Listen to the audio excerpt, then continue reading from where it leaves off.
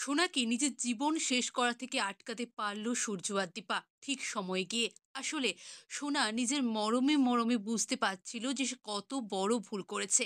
কেঁদেও কোনো কুল কিনারা পাচ্ছিল না সে, কারণ সে ভাবছিল আমি মায়ের কাছে কি মুখ নিয়ে যে দাঁড়াবো।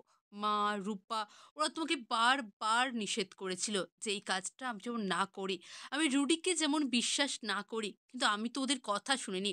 আজকে আমার জন্য সেনগুপ্ত বাড়ির প্রত্যেকটা মানুষকে পথে গিয়ে বসতে হবে। তার থেকে বরঞ্চ আমি নিজেকেই শেষ করে দেবো। ওইদিকে মায়ের মন দীপা। দীপা হয়তো বুঝতে পারছিল তার মেয়ে বিপদে আছে। তাই তো দীপাকে বাড়ির প্রত্যেকটা মানুষ নিষেধ করছিল যে তুমি সোনার বাড়ি যাবে না। এটা সোনাও পছন্দ করে না, ওর বাড়ির কেউ পছন্দ করে না। কিন্তু তাও নিজের মেয়ের কথা ভেবে কিন্তু জোরই করলো দীপা যে আমি যাবই। ওইদিকে সোনা তো কুন্তলাকে বলেই দিয়েছিল যে আমার পরিবারের একটা মানুষের দিকেও আমি একটা আঁচড়ও আসতে দেব না। আমি আপনাদের লক্ষ্য বুঝতে পেরে গেছি। আপনারা আমার পরিবারটাকে শেষ করতে চান।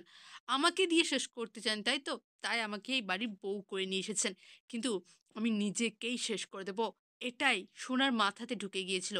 হ্যাঁ বন্ধুরা, অনুরাগের ছোঁয়ার আগামী পর্বতে আপনারা এমনটাই দেখবেন। চ্যানেলে নতুন হলে দয়া করে চ্যানেলটা সাবস্ক্রাইব করে দিন। ওইদিকে কুমার কুমারকে প্রথমবার দেখার পরে সোনার কাছে আস্তে আস্তে পরিষ্কার হলো সমস্তটা। অনেকটাই আগে পরিষ্কার হয়ে গিয়েছিল, বাকিটাও হয়ে গেল। সে বুঝতে পারল আসলে রুডির উদ্দেশ্যটা কি। রুডির উদ্দেশ্যটা একটাই, সেটা হচ্ছে আমাকে বিয়ে করে আমার পরিবারটাকে শেষ করা। এছাড়া ওদের আর কোনো উদ্দেশ্যই নেই, কোনো ভালো ওরা আমাকে বাসে না। ওইদিকে দীপা কিন্তু সূর্যকে জোর করে যে আমি আমার মেয়ের শ্বশুর বাড়ি যাবো, এটা আমার অধিকার। আপনি আটকাতে পারেন না আমাকে। আমি যাব, যখন বলেছি আমি যাবই। ঠিক সময় গিয়ে নিজের মেয়েটাকে বাঁচাতে পারল দীপা আর সূর্য। না হলে হয়তো অনেকটা দেরি হয়ে যেত। সোনা নিজের জীবনটাই শেষ করে ফেলত। হ্যাঁ বন্ধুরা, আপনারা এমনটাই দেখবেন। চ্যানেল নতুন হলে দয়া করে চ্যানেলটা সাবস্ক্রাইব করে দেবেন। অনেক ধন্যবাদ সকলকে ভিডিওটি দেখার জন্য। ভালো থাকুন।